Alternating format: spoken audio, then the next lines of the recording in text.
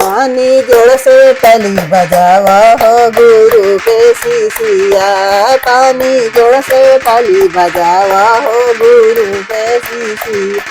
पानी भरे जात रहनी पकावाई नारावा। पानी भरे जात रहनी पकावाई नारावा।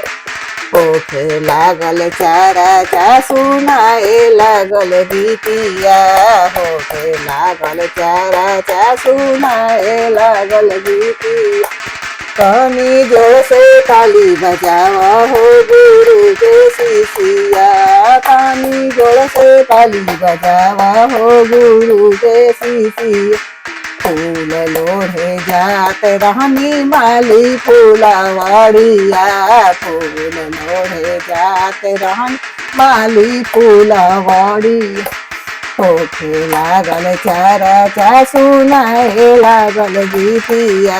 होखे लागल चारा चा सुनाए लागल गीती। पानी जोड़ से ताली बजावा हो गुरु के शिष्या। पानी जोड़ से ताली बजावा हो गुरु के शिष्या।